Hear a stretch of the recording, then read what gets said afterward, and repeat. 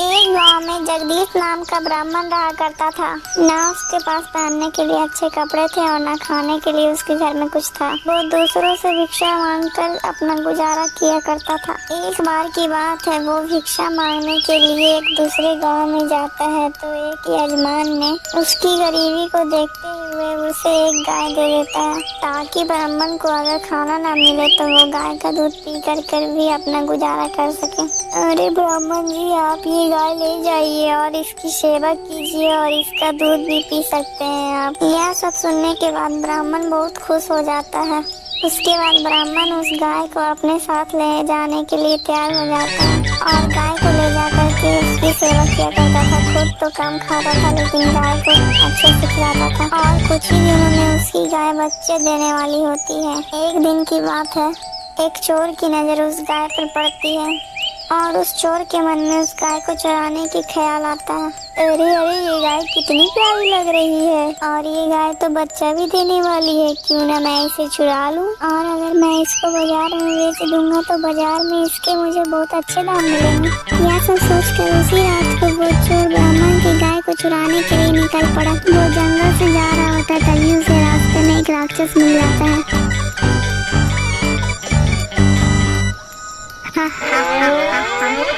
कौन है तू और इतनी रात को इस जंगल के रास्ते से कहाँ जा रहा है? क्या तुझे डर नहीं लगता?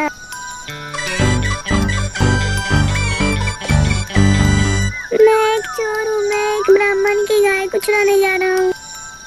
हा, अच्छा, मुझे भी बहुत जोर से भूख लगी है, अब मैं तुम्हें खाऊंगा। नहीं नहीं राक्षस देवता, आप मेरे जैसे मरियल चोर को क्या ही खाओगे? अगर खाना ही है तो उस ब्राह्मण को खा लो, वो मुझसे कहीं ज्यादा मोटा है। चोर के मुंह से वो देवता सब सुनकर राक्षस बहुत ही ज्यादा प्रसन्न हुआ और वो सोचता है,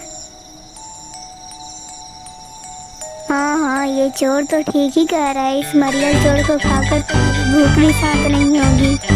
ठीक है रे चोर, मैं तुम्हें नहीं खाऊंगा, मैं ब्राह्मण को ही खा लूंगा। फिर वे दोनों ब्राह्मण के घर के लिए निकल पड़ते हैं। जब वे लोग ब्राह्मण के घर में पहुंचते हैं तब देखते हैं कि ब्राह्मण सो रहा है। सुन चोर, पहले मैं ब्राह्मण को खाऊंगा, उसके बाद तुम गाय चोरी कर। अरे नहीं, पहले मैं गाय चोरी कर लूंगा, उसके बाद तुम ब्राह्मण को खाना।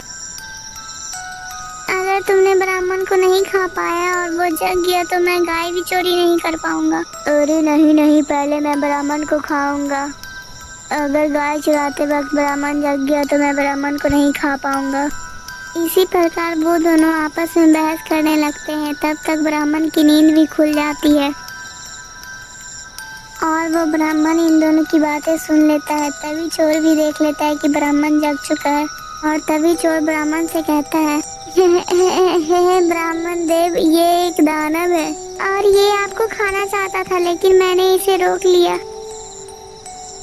अरे नहीं नहीं ब्राह्मण, यह एक चोर है और ये आपकी गाय चुराना चाहता था लेकिन मैंने इसको ऐसा नहीं करने दिया, मैंने आपकी गाय की रक्षा की है। अच्छा, तुम दोनों ने मेरे लिए बहुत अच्छा काम किया है, इसलिए मैं तुम दोनों को इनाम देना चाहता हूँ। जरा रुको, मैं अभी लेकर आता हूँ। फिर ब्राह्मण अपने घर में जाता है और वो एक बढ़िया सा डंडा लेकर आता है। जैसे ही वो दोनों ब्राह्मण के हाथ में डंडा देखते हैं वैसे ही वो दोनों भाग जाते हैं।